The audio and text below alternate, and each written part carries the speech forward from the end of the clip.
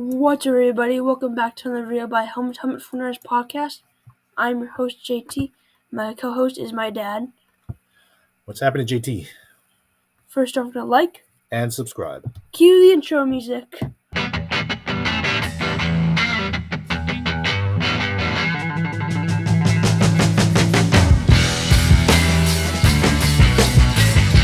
So, we didn't do a podcast yesterday because we were busy. Yeah, we were busy. But we did watch the draft, though. We watched it all almost. Yeah. Almost. You probably watched almost the whole thing. 3 days. I don't know, whatever it was. 16 hours. And also, the day three draft was unnecessarily long. Well, yeah, they got to fit in, 4 rounds into one day. I don't know, but I feel like they could sped things up. I think they already have. It used to be longer, I believe. I think they're trying to speed things up, but it's still a long process. It is a long round, but that was like 7 hours long. I know. Totally. Yeah. And you want to wait. You want to watch it all the way to the last pick, Mr. Irrelevant. Had to see who the Jets got. All right. So since we did talk about the first round already, we're going to talk about all the later rounds after, right?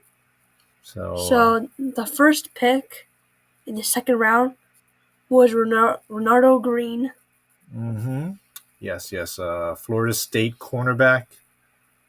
Here it says safety, but I just know him as a cornerback, and that's all they talked about with him, is cornerback. All right. But let's talk about what happened before the pick. Mm-hmm. So, Rakestraw and Rosengarten were taken right before the Niners. And you think they were scrambling? Yeah, Enos Rakestraw is a cornerback from Missouri, and Rosengarten, of course, is the offensive tackle from Washington that I believe the Niners went to Washington to watch them work out on the pro day, because the offensive line coach was there too with John Lynch. So they were looking at old linemen. And Rosengarten has been mocked to the Niners many times. Troy Fautanu, the other offensive tackle, was very likely not going to be able to gotten. And, he got drafted much earlier than would be picked in the first round. So, by deduction, I think Rosengarten. So, Rakestraw went 2 picks before us, which I think could have been a pick for them. But Rosengarten definitely, I think, was a pick for them. They probably were going to get him in the second round. They scrambled, I believe. I have no proof of this, of course. And they jumped on Renardo Green, and they weren't ready for it, I think. This is kind of a reach, right, JT? Where do you think he was supposed to go? What, usual mocks had him and rankings? I saw him going in the 4th round. And Mel Kiper actually did say this next day, saying that this was the biggest reach of the whole round. So I hate reaching for people. If we get the right player, it doesn't even matter, right? But reached twice in a row. But you're talking about Pearsall, right? Ricky Pearsall? Yeah. So it is what it is. We hope that this guy can be as good as he can for our team. As I've said many times before, Jarrian Jones, his teammate, I think would have been a good pick, even later pick. He went later in the next round, didn't he? 3rd round? Jacksonville, I think. Jarrian Jones. Yeah.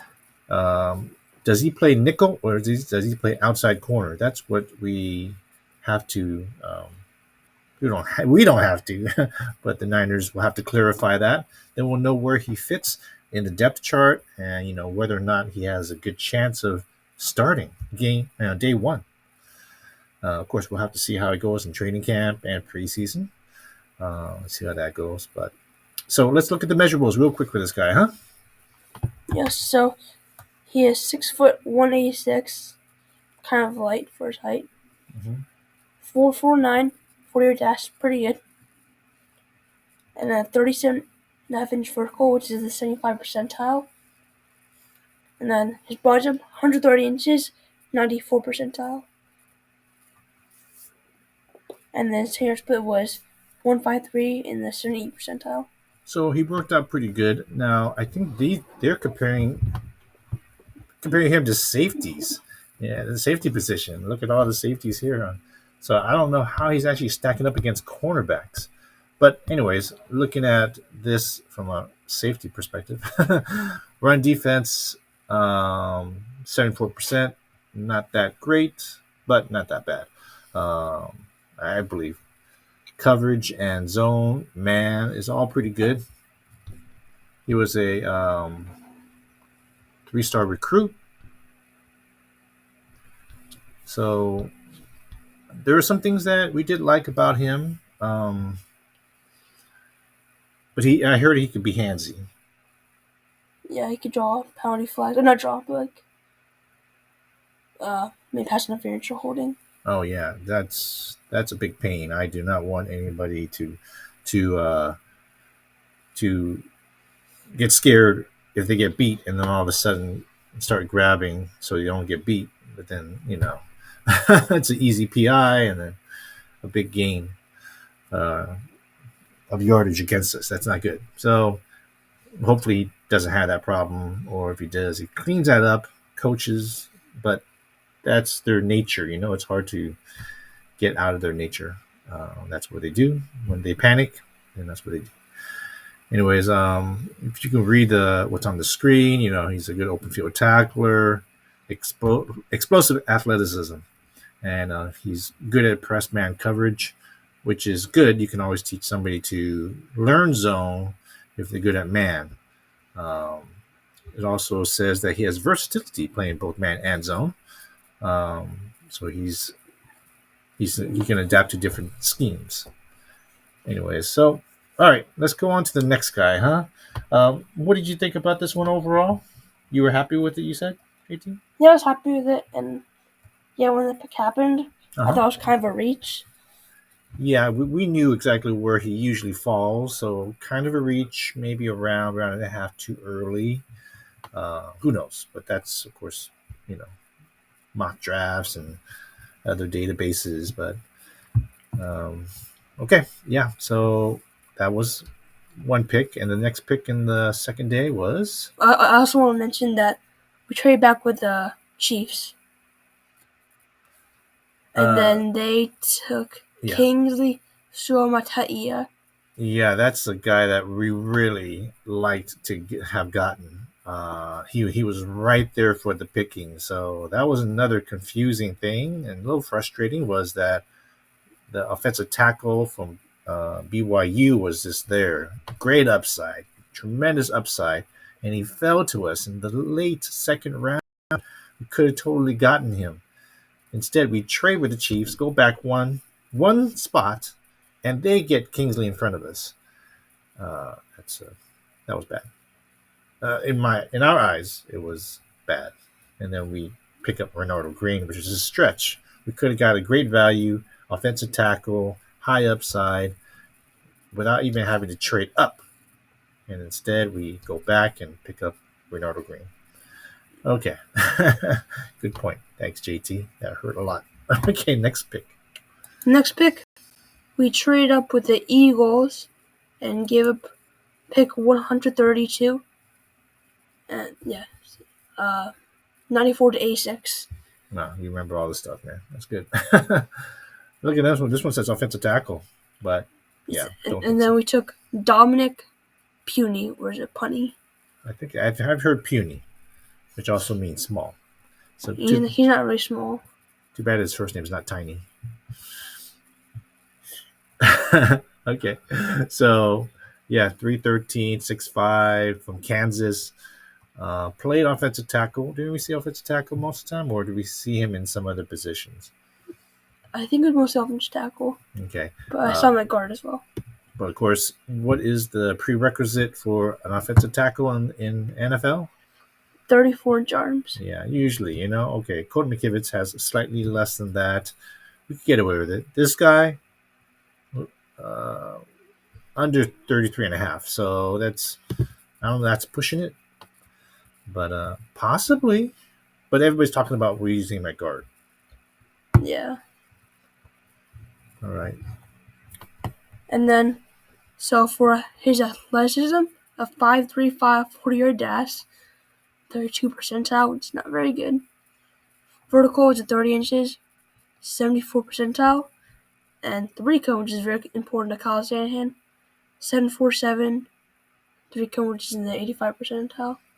Shuttle, 4.4, 97 percentile. That's pretty good. That's really good, actually. So he has great change of direction, but his 10-yard split not looking so good in short yardage. Yeah, 186, 18 percentile. So he's slow off the go, but once he's going, he can change direction. I guess that's kind of what I read from this. And then broad jump, 107 inches, 74 percentile. Okay. So what do you think about this pick? How's he going to fit? He's going to be that versatile offensive lineman. I think he might be the second string whenever someone gets hurt in the interior offensive line. Okay. No, that's probably true. Do you see him being a starter in the future? Because, he's a third-round pick. He should be looking to start. I don't think he's going to be starting at all. In the future? I think in the future. If maybe an Aaron Banks replacement or Feliciano replacement, because Feliciano is in a 1-year deal. Yeah. It all depends. And if we re-sign Aaron Banks to an extension, we sign him again, then Aaron Banks will be manning the left guard side, and then right guard side will still be, a big question mark.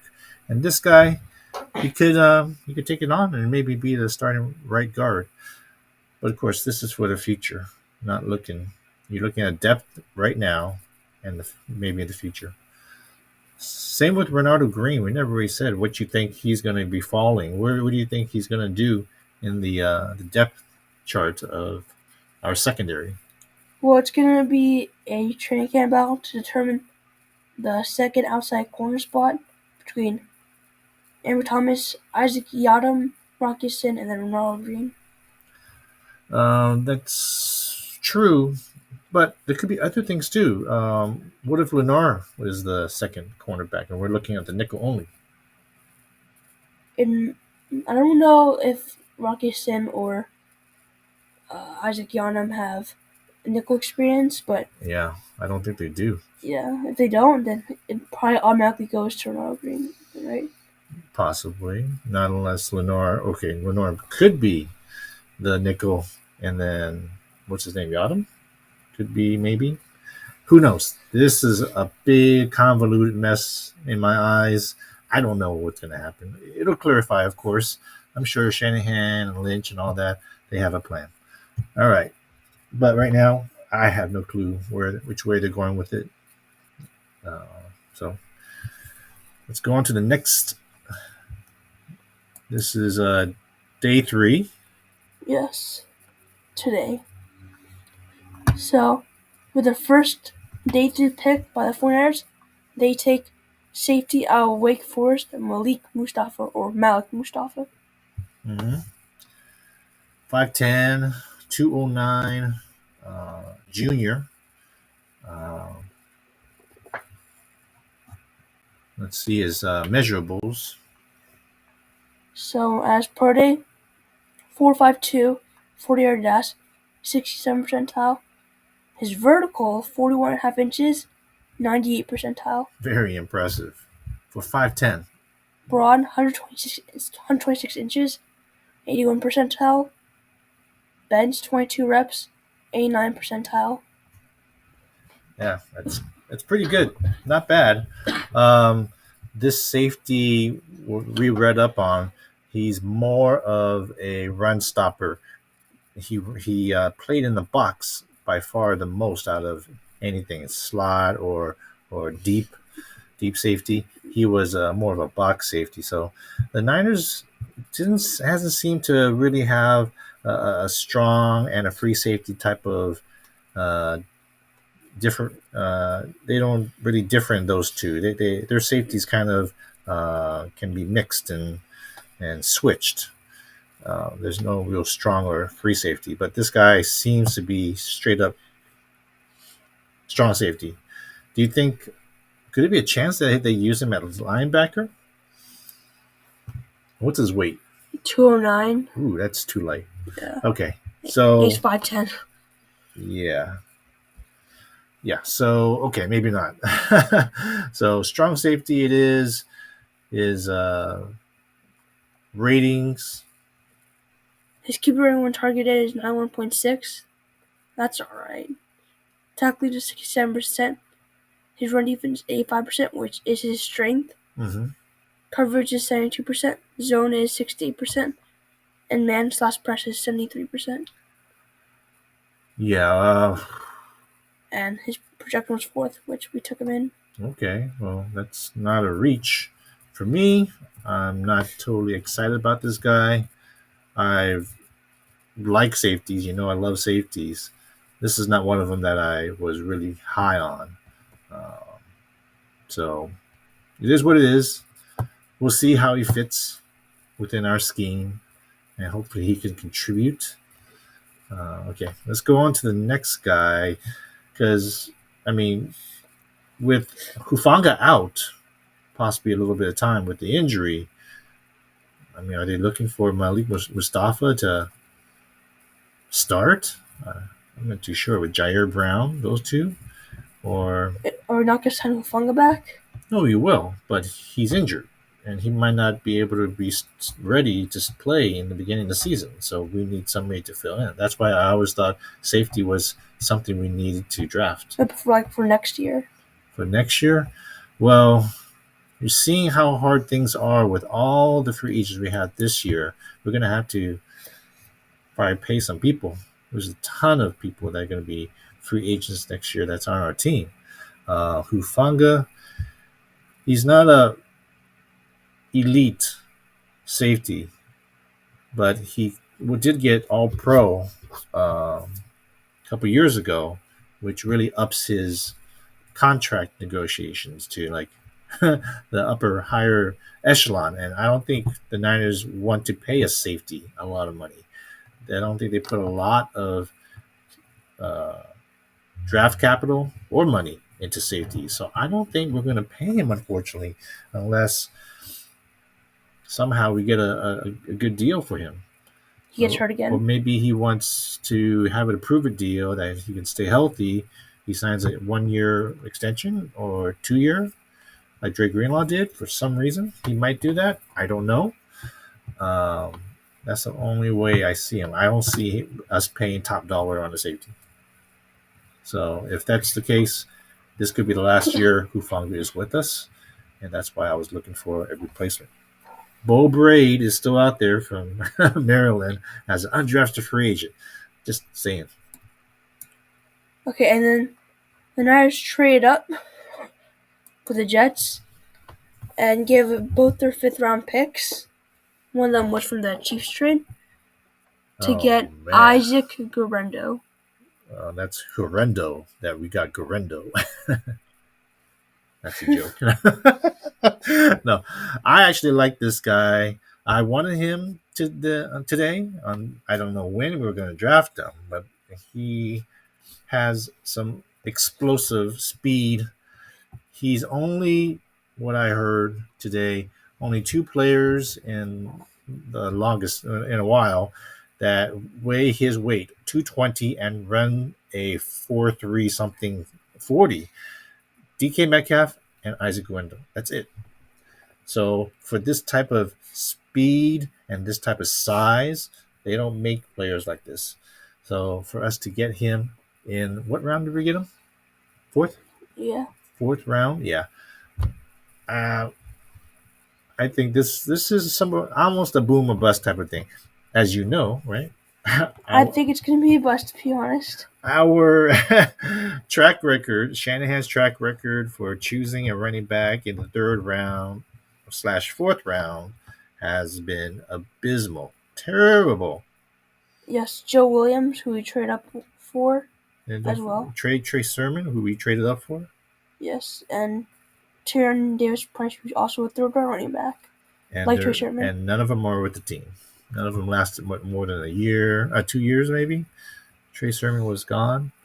They hardly even did anything for us. So this could be another one of those running backs that Shanahan just really had to have. This guy's got speed like crazy. If he can just break past that D line, the biggest weakness from what we've heard is that he's a little indecisive. So he doesn't hit the hole hard, but he's a kind of a one-cut type of a running back, and that's exactly the type of running back that does very well with Shanahan's offense. Find that hole and just go. That's it. You know, don't dance around too much. Use your speed, break some tackles. I think this guy can fit into our system, and I don't know if we're going to carry 4 running backs. I don't think so. That's almost impossible to do and still have a balanced team. I think somebody's going to get cut or something, or at least put in the practice squad. But I think Isaac Guerendo has a good chance to really contribute this year. Back it up. He's supposed to be good at pass protection. Very important to stay on the field, and also he can catch too. He's not a bad receiver too. So overall, I think it's a good pick. And let's look at his combine stats. So 4.33, 40-yard dash, 98 percentile. Vertical is a 41.5-inch vertical. The explosion, dude. 99 percentile. The recode is 694. Sub 7. That's what he likes. Shanahan likes that. 4.15 shuttle, 78 percentile. 10-year splits, 155, 74 percentile. Broad is 129 inches, 97 percentile. That is amazing measurables, man. We'll ignore his bench. Yeah, sure. I don't care about the bench. He just needs to run away from people, not push people over. But blocking, pass protection, he was supposed to be. It's sufficient. His pass protection, rushing, breaking tackles, receiving hands, 84%. I like it. You don't like this one so much, you said? Yeah, because I also don't like the track record of drafting running backs. I know. Especially trading up for one. You are correct. Using a lot of capital. We gave 2 5th-rounders, which 5th round is our best round to draft in. And we gave up 2 of them to get a running back.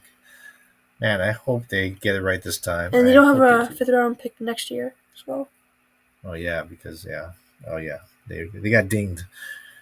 God, that's crazy. And then, so, I think this guy can do well.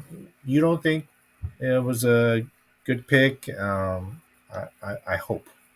He has the explosion. I think of him as a Raheem Mostert. Well, that would be awesome if we could get Mostert back. We need to spell CMC. We can't run him the way we did last year. We need somebody who can pass protect and catch and run and spell him and give him a little bit of rest, or else we're going to run him to the ground. CMC. All right, let's move on. We don't have much time left. But this is one that I think I applauded. I was happy to get because, well, you were happy too. Because he has kick return experience. Yes, we've been wanting kick returners for so long, for years now, and they never really address it. Of course, the new kickoff rule kind of might have changed that, right? Because you need 2 kick returners now for a kick return, right? 2 returners. So. And I was hoping we wouldn't go into the season with Ronnie Bell. I know, no Ronnie Bell, but you did want Anthony Gold. We've said that so many times, probably every draft episode. You found Anthony Gold. I wish we would have gotten him for you. But the Colts got him. Yeah, later. So it would have been even a better value if we would have done something else. But I don't know what round he went in, Gold, but I think we were happy with this one. Yeah. Yeah? 4.38 40. And you know what's so weird about this draft pick? What? He's 5'8", 168. Niners would never do this, but they did. It's true. 1 percentile on the weight. Nobody is as light as this guy. Look at his span. This guy is short and lightweight, but we've seen him. We've seen the tape. He looks great. Open field, he can get open. He can do a lot. But we have a lot of wide receivers. I don't know.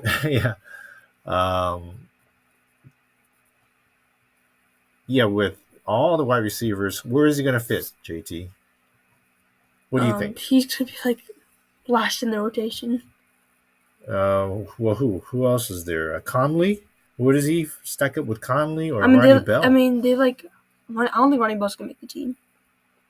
Me neither. 7th rounder, no big deal. He didn't do enough to stay. If I had to cut somebody, yes, definitely. Ronnie Bell is gone. And if they were decide between a veteran and a rookie, they choose a veteran for sure. For sure. Yeah, definitely. So and they Conley did well late in the season. So I was happy we re-signed him. But Jacob Cowing and Ricky Pearsall, I'm imagining those two could be our returners, and that would be exciting. yes. I don't know how easy it is to break an open, run it all the way back on the new kickoff rules. I don't know if it's really difficult now or if it's easier, but we have two good returners, two wide receivers that can do that. It says that his role is slot receiver, but I think that's where Ricky Pearsall would probably play, along with Juwan Jennings. So that slot receiver place is getting really, really busy, really crowded. All right, let's get to the next. Now these people, I don't know. Yeah, I don't think we've heard either one of these guys. This one really got me angry and frustrated. JT's, you're so mad about a 6th round pick. Oh, I know, right? I'm really into the draft. So even a 6th round pick, late 6th round, will get me all riled up, and it did because Bo Limmer, center, he was there still, and I thought he would be a good fit and a great value to go against Brendel and see if he can unseat him as a starting center. The guy had 39 reps on the bench, strongest center. John Chapman even rated him as a 10 for a 49er fit, so it would have been perfect. But and he was right there, but we didn't take him. We took a guard again, another guard. We already had Puny, so I don't know why we have two guards when we could have got a possible starting center. Instead, we get maybe a 4th string guard. I'm like, okay. And then on top of that, Bo Limmer was drafted right after us, the pick right after by the Rams. So, it had to be the Rams. It had to be the Rams, right? So if he plays well for the Rams, that's on them. I'm talking about Shanahan Lynch. Anyways, let's move on. We don't have much time left. Jared Kingston. Workout Warrior. You can see right here. Wow, that's really impressive. I wonder why he fell so far. Not a good player. I haven't really seen a whole lot yet. But yeah. Okay, that's it for Jared Kingston, yeah. I guess. Okay. And then this guy, Tatum Bethune. Bethune. I don't know. I don't know anything about him either. It's pretty weak. I can see right here. I mean, this was the 7th rounder, so a lot of times 7th rounders might not work out. It's a linebacker, so we'll take that, I guess. Sure, yeah. He's a senior, so he's hopefully played a good amount of games. 0 sacks, no forced fumbles, 71 tackles, 33 solos. Not a workout warrior. He didn't do anything, though. Really? He has 40 at the other. It wasn't combine or pro day. It was 4.69, which was, middle of the road. Okay. Sure, we'll see. I mean, we do have D. Winters and Jaden Graham, yeah, as second-year linebackers. We'll see how they do and improve. This guy might not make the team. We'll see. We'll just have to see. So overall, the whole grade, what do you think? If you give a letter grade to the whole 7-round draft Niners had, what would you give it? Well, I'm going to go through each player really quickly. So, yeah, Ronald Green, B+, Dominic Puny, B+, Malik Mustafa, a B, Isaac Orendo, a C, Jacob Cowing, a B, Kingston, a B-. I'll give this a B- as well. Okay. So it's like a B- to me. A B- overall? I would give it a C. I think they reached too many times, and they didn't get the player that I wanted, so I'm going to give them a C. I appreciate it's a C for me. C+. C. I'll give it a C. Unfortunately, there was Kingsley they should have drafted. Limmer they should have drafted. But that's okay. Some of the players could have drafted. Yeah. We'll see what happens. Okay, we got to sign off now. Yeah, well, that's it for today's video. Don't forget to like and subscribe, and goodbye.